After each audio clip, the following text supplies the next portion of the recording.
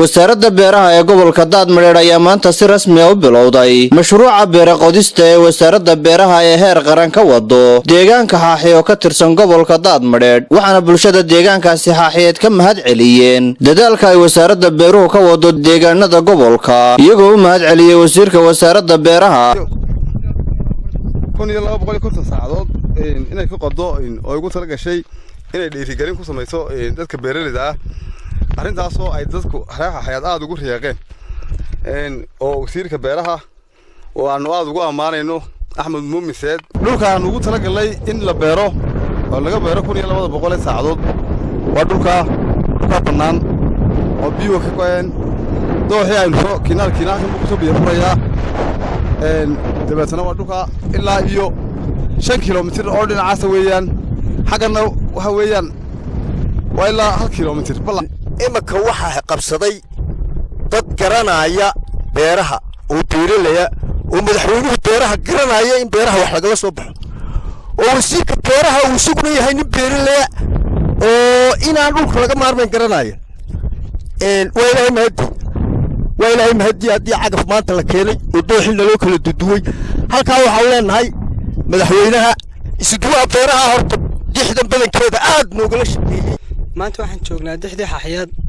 oo ay mashruuc ballaaran ka fulinayso wasaaradda beeraha Jamhuuriyadda Somaliland waxaan dhammaan hambaliyaa u direynaa madaxweynaha Jamhuuriyadda Somaliland mudane Muuse Biixi Cabdi iyo wasiirkii aan oran karo waa hormuudka wasiirada Somaliland Axmed Muumin Said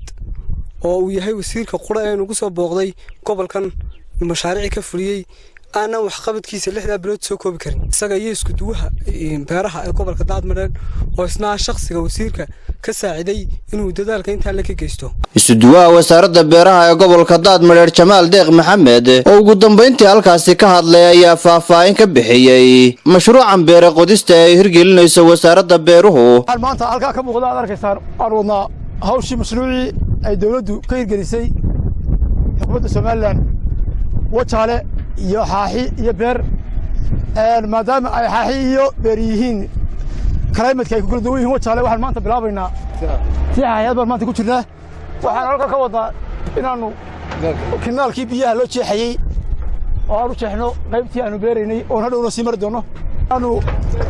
waxaanu aad ugu mahadnaqaynaa madaxweynaha Jamhuuriyadda Somaliland wasiirka wasaaradda beeraha agaasimaha guud oo dhammaantood hawsha fuliyay maanta ka socota halka aad arkaysaan waxaan leeyahay mustaqbalka maanta